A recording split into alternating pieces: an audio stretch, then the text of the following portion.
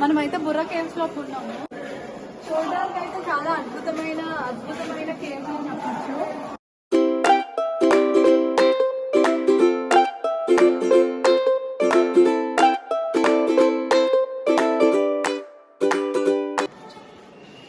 ఇప్పటి వరకు అయితే మనం బుర్రా మొత్తం చూసామన్నమాట. ఏంటి అంటే ఈ బుర్రా కొన్ని శతాబ్దాల క్రితం దానంతటా అదే ఏర్పడింది అని చెప్పేసి అంటారు కేవ్స్ని. దీనికోసం అయితే నేను మొత్తం వీడియో పెడుతున్నాను. ఎక్కడ కూడా స్కిప్ చేయకుండా వీడియో మొత్తం చూడండి, చాలా బాగుంటుంది. లెంత్ ఎక్కువైనా సరే క్లియర్గా ఉంటుంది, ప్రతి ఒక్క దానికోసం వివరంగా చెప్పబడుతుంది వీడియోలోని. సో మీరైతే ఛానల్ని సబ్స్క్రైబ్ చేసుకోవడం అస్సలు మర్చిపోకండి. ఇలాంటి మరిన్ని వీడియోల కోసం నా ఛానల్ అయితే సబ్స్క్రైబ్ చేసుకోండి. Thank you for watching.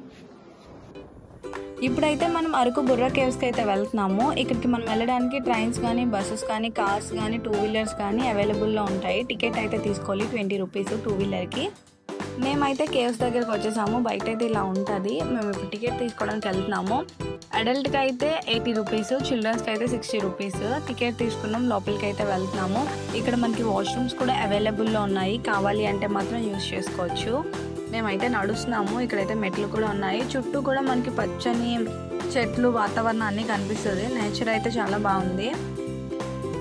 ఇప్పుడైతే లోపల నుండి మేము వీడియో తీస్తున్నాం. అంటే ఎంట్రన్స్ నుండి కాదు, కొంచెం లోపలికి వచ్చేసిన తర్వాత సగంలో నుండి అయితే వీడియో తీస్తున్నాం. చివరి నుండి ఇదంతా కూడా. అంటే అందరు వెళ్ళే వరకు మేము వెయిట్ చేసాము. వెయిట్ చేసి వెళ్ళిపోయిన తర్వాత నీట్గా తీసుకోవచ్చు కదా అని చెప్పేసి చాలాసేపు అయితే ఉండిపోయాము. ఇప్పుడైతే మొత్తం అంతా కూడా మీకు క్లియర్గా చెప్తాను, ఎక్కడ కూడా స్కిప్ చేయొద్దు. ఈ కేవ్స్ని ఎలా కనుక్కున్నారు, దీన్ని ఎలాగా ఇప్పుడు అభివృద్ధి చేశారు, ముందు ఎలా ఉండేది, ఈ కేవ్స్ని ఎలా చూడడానికి వచ్చేవాళ్ళు, గైడ్స్ ఏమేమి చెప్పేవాళ్ళు అన్నీ కూడా నేను మీకు చెప్తాను. సో మీరు ఎక్కడ కూడా స్కిప్ చేయకుండా వీడియో మొత్తం చూడండి.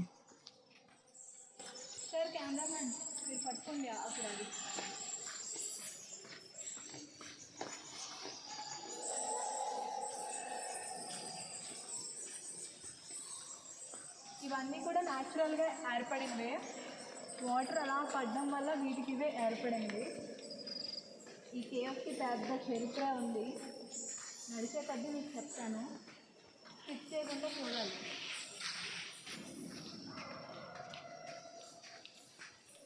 ఈ బుర్రా కేవ్స్ అనేది ఆంధ్రప్రదేశ్లోని విశాఖపట్నం లోపల అరకు అనే అంటే అనంతగిరి దగ్గరలో ఉంటుంది అన్నమాట. ఇది అంటే సుమారు బుర్రా గుహలు అనేవి సముద్ర మట్టానికి 150 మీటర్ల ఎత్తులో ఉంటుంది అన్నమాట. అంటే అంత పైకి ఉంటుంది.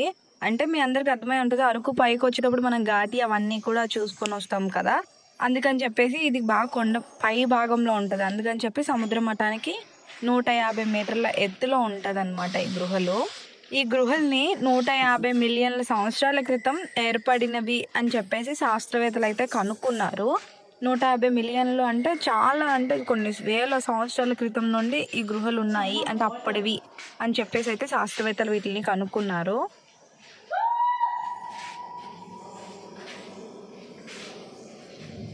ఇక్కడ అంతా కూడా ఫుల్ వాటర్ వస్తుంది, అంటే చెమ్మ దిగుతుంది అనమాట. అంటే రాళ్ళు మీద నుండి వాటర్ అనేది కారుతుంది. ఇదంతా కూడా వాటరే.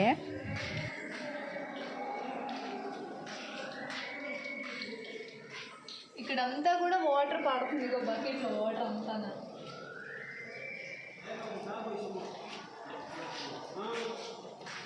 ఇప్పుడు ఈ గృహల్లో ఉన్న రాళ్ళు కోసం తెలుసుకుందాం. ఈ రాళ్ళు ఏంటంటే సహజ సిద్ధంగా ఏర్పడినవి అనమాట.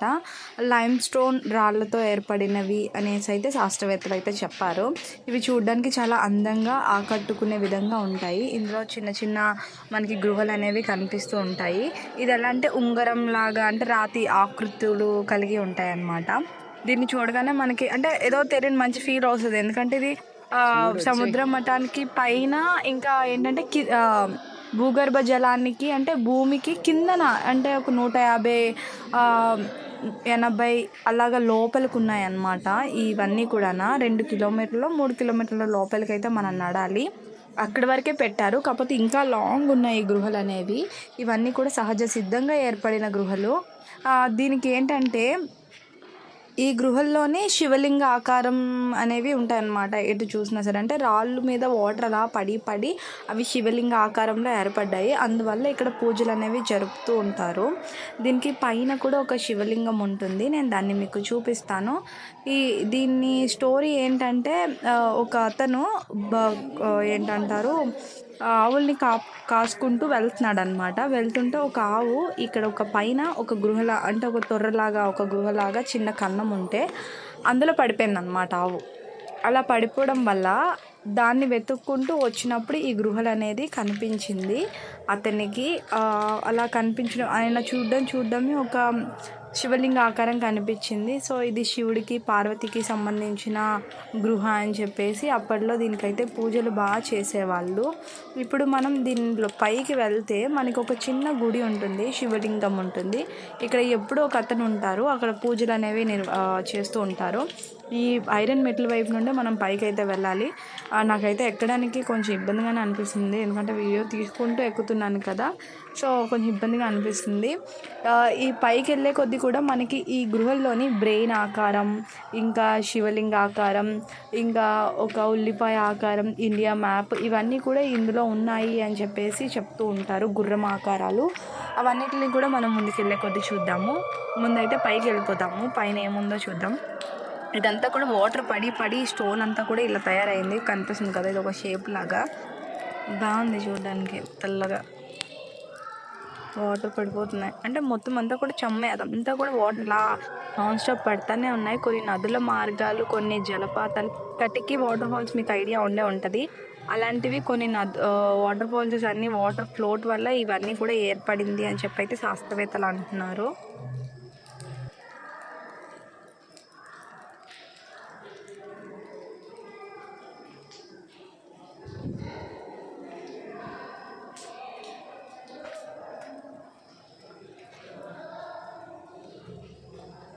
ఈ మెట్లు ఎక్కుతుంటే కాళ్ళు అయితే వణికిపోతున్నాయి. ఇవి కొండల్లా కూడా కాదు, స్ట్రైట్గా ఉన్నాయి, కొంచెం అడ్డంగా కూడా లేవు.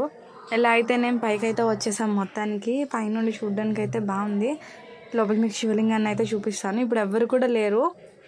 ఇదే అన్నమాట శివలింగం. ఇది కొన్ని వందల వేల సంవత్సరాల క్రితం నుండి ఉన్న శివలింగం, దానికదే పుట్టుకొచ్చింది అని చెప్పేసి అయితే ఇక్కడ గిరిజనులు, ట్రైబల్స్, ఇక్కడ ఉండే వ్యక్తులు ప్రతి ఒక్కరు కూడా నమ్ముతారు. ఈ రాళ్ళని శాస్త్రవేత్తలు పరిశీలించినప్పుడు కూడా ఇవి కొన్ని మిలియన్ల సంవత్సరాల క్రితం అనేసి శాస్త్రవేత్తలు అయితే చెప్పడం జరిగింది.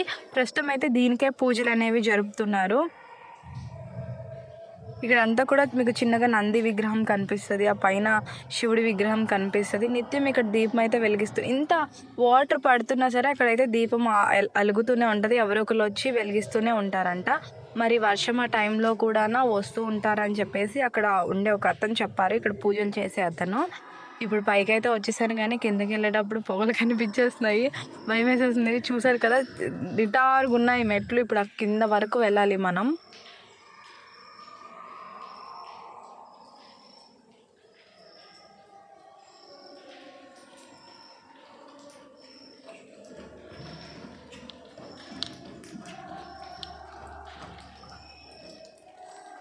ఇక్కడ వాటర్ పడి పడి ఇక్కడ ఒక కొంచెం వాటర్ మొత్తం స్టోర్ అయింది ఇదంతానా. ఇదంతా కూడా వాటరే ఉంది పైన అంతా కూడా.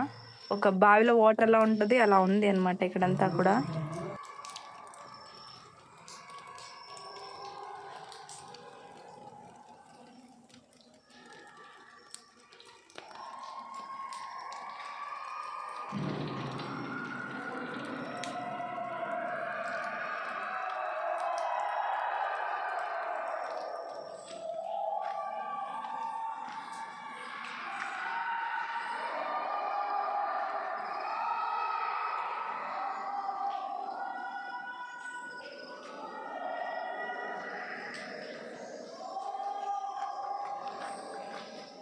కిందకి దిగుతుంటే కాళ్ళు గజ్జలు ఆడిపోతున్నాయి, దిగుతున్నానేమో ప్రేమిస్తుంది.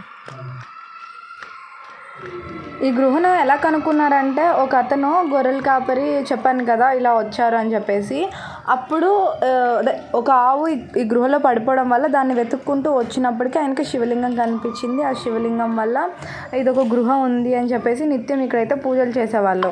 అయితే అప్పట్లో ఎలా ఉండేది అంటే దీన్ని ఎవరైనా చూడడానికి వచ్చేవాళ్ళు ఎలా చూసేవాళ్ళు అంటే ఒక కాగడాన్ని వెలిగించుకొని వచ్చి చూసేవాళ్ళు. ఎందుకంటే అప్పట్లో ఈ లైటింగ్స్ ఏమీ లేవు. ఈ లైటింగ్స్ పెట్టడానికి అని చెప్పేసి 25 కోట్ల వరకు ఖర్చు పెట్టారంట. దానివల్ల ఇప్పుడైతే ఈ లైటింగ్స్ అన్నీ పెట్టి మనకి ప్రతిబింబం కనిపించేటట్టు, నీటిలో కనిపించేటట్టు, మళ్ళీ కొంచెం అందంగా కనిపించేటట్టు ప్రతిదీ అయితే ఇక్కడైతే మనకి అందరికీ బాగా చూడడానికి మంచిగా కనిపించేటట్టు పెట్టారనమాట. యాక్చువల్లీ ఇక్కడికి ఒక సంవత్సరానికి 300 కోట్ల మంది జనాభా వస్తారంటే ఈ గృహల్ని చూడడానికి. ఎందుకంటే మన ఆంధ్రప్రదేశ్లోని పురాతన గృహల్లో ఇదొకటి కాబట్టి ఇక్కడ చూడడానికి అయితే వస్తారు. ఇంకా ఏంటంటే దీన్ని ఒక బ్రిటిష్ అతను కనుక్కున్నారు అని చెప్పేసి చెప్తారనమాట. ఏంటంటే ఆ బ్రిటిష్ అతను విలియం కింగ్ అని చెప్పేసి అతను వీటిని గుర్తించాడు. ఆ తర్వాత దీన్ని పర్యాటక ప్రాంతంగా పెట్టాలి అని చెప్పి నిర్ణయించుకొని దీన్ని అయితే పెట్టడం అయితే మొదలు పెట్టారనమాట. అప్పటి నుండి దీన్ని అయితే సందర్శించడానికి దూర ప్రాంతాల నుండి ఎక్కడెక్కడ నుండో కూడా ప్రజలు వచ్చి దీన్ని చూస్తూ ఉండి ఆనందపడుతూ ఉంటారు. ఈ గృహల్లోని 705 మీటర్ల ఎత్తులో ఉన్నాయన్నమాట ఈ గృహలన్నీ కూడా. అంటే కింద భూభాగం నుండి పైన, అంటే ఇది కింద భూభాగంలోనే ఉన్నాయి. ఈ భూభాగంలోనే ఎత్తు 705 మీటర్ల ఎత్తు అయితే ఉంది. ఇంకోటి ఏంటంటే ఈ గృహ లోపల కుందల నీటి ప్రవాహం అనే ఒక చిన్న నది ప్రవహిస్తూ ఉంటుంది. ఈ నది 200 మీటర్ల వరకు లోతులో ఉంటాయి అన్నమాట. అందులోపల ఇది ప్రవహిస్తూ ఉంటుంది. యాక్చువల్లీ ఏంటంటే అప్పట్లోని కాగడాలు అవి పట్టుకొని వెళ్ళి చూసేవాళ్ళు అని చెప్పాను కదా. దీంట్లో బోల్డ్ అన్ని గృహలు ఉన్నాయి. అంటే ఒక గృహలో దూరి మళ్ళీ ఇంకో దగ్గరికి వెళ్ళి తప్పడిపోతామన్నమాట. చాలామంది కొంతమంది తెలియక లోపలికి వెళ్ళిపోయి చనిపోయారని చెప్పేసి ఇక్కడ వ్యక్తులు అయితే చెప్తున్నారు. ఇంకొంతమంది వ్యక్తులు ఇక్కడికి వచ్చి అంటే గైడ్ సహాయం లేకుండా మేమే చూస్తాము అని చెప్పేసి వాళ్ళు వచ్చి ఇందులో అయితే వెళ్ళారంట. వెళ్ళిన తర్వాత ఇంకా లోపలికి వెళ్ళి దారి మర్చిపోయి ఇంకా ఇప్పటికి కూడా బయటికి రాలేదు, వాడి బాడీస్ కూడా దొరకలేదు అని చెప్పేసి అయితే ఇక్కడ ప్రజలు అయితే చెప్తున్నారు. మనమంతా కూడా ఇదంతా కూడా చూడడానికి చాలా అందంగా కనిపిస్తుంది. ఇప్పుడు లైటింగ్స్ పెట్టడం వల్ల మనకి ఇంకా ఆహ్లాదకరాన్ని ఇస్తుంది. ఇక్కడ మనం చూడాల్సిన పురాతన ప్లేసెస్లో ఇదొకటని చెప్పచ్చు. ఈ కేవ్స్ చూడడానికి చాలా అందంగా ఉన్నాయి. వాటర్తోని ఆ వాటర్ పడి కూడా ఈ స్టోన్స్ అన్నీ కూడా ఒక అందమైన రూపాన్ని దాల్చాయి. ఇవి చూడడానికి బాగున్నాయి. ఒకవేళ కానీ మీరు బుర్రా కేవ్స్ని చూడకపోతే మాత్రం కంపల్సరీగా రండి. అరకు రైల్వే స్టేషన్లో దిగిపోయి మనకి పక్కనే కాబట్టి మీరైతే చూసేయచ్చు. కేవలం అడల్ట్స్కి అయితే 80 రూపీస్, చిల్డ్రన్స్కి అయితే 60 రూపీస్. మనం ఒక్కలైనా సరే వచ్చి అలా నార్మల్గా చూసి వెళ్ళిపోవచ్చు. ఎందుకంటే అంత బాగుంది ఈ కేవ్స్.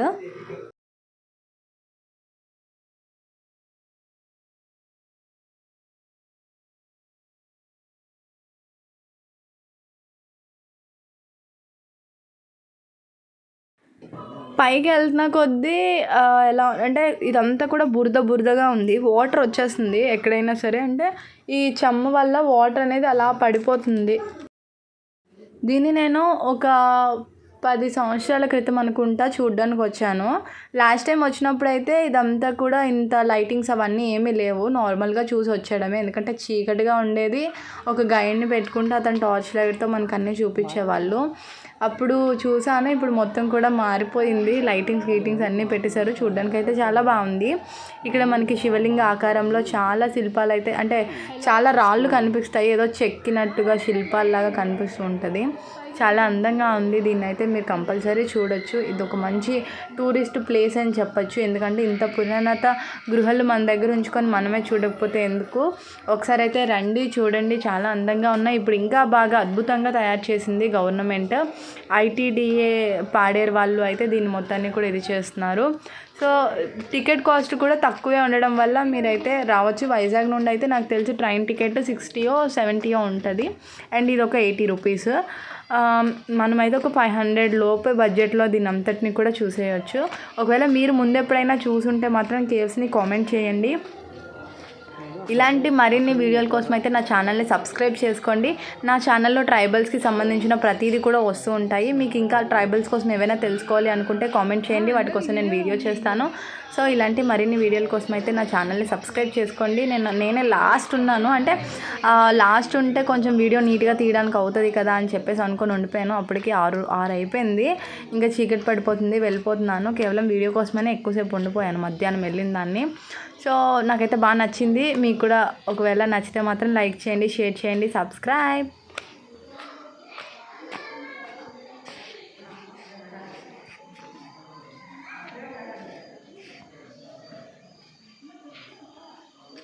సో